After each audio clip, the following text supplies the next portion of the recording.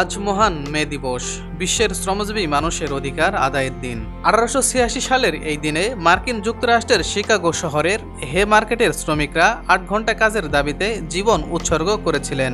ওই দিন তাদের আত্মদানের মধ্য দিয়ে শ্রমিক শ্রেণীর অধিকার প্রতিষ্ঠিত হয়। শ্রমজীবী মানুষের অধিকার আদায়ের জন্য শ্রমিকদের আত্মত্যাগের এই দিনকে তখন থেকেই সারা বিশ্ব মে দিবস হিসেবে পালন করা হচ্ছে। দিবসটি উপলক্ষে রাষ্ট্রপতি মোহাম্মদ শাহাবুদ্দিন ও প্রধানমন্ত্রী শেখ হাসিনা পৃথক বাণী দিয়েছেন। এছাড়া দিবসটি ঘিরে নানা কর্মসূচি হাতে নিয়েছে বিভিন্ন সংগঠন। এদিকে দেশে বেড়েই চলেছে শ্রম শিশু সংখ্যা। বর্তমানে শ্রমে নিয়োজিত রয়েছে 17,80,000 শিশু বলে জানিয়েছে বাংলাদেশ পরিসংখ্যান ব্যুরো। সংস্থাটি বলছে এর মধ্যে 10,70,000 শিশু নিয়োজিত রয়েছে ঝুঁকিপূর্ণ কাজে। এছাড়া দেশে শ্রমশক্তিতে নারীর উপস্থিতি বাড়ছে বলে জানিয়েছে বিবিএস।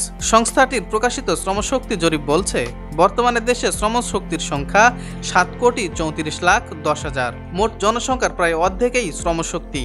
মোট শ্রমশক্তির মধ্যে পুরুষ 4,74,80,000 এবং নারী 2,59,03,000।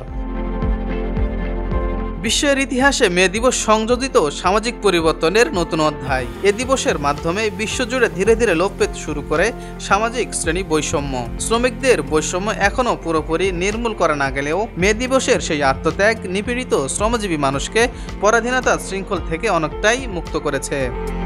মোফাজ্জল বিদ্যুৎ, নিউজ নাও 24, ঢাকা।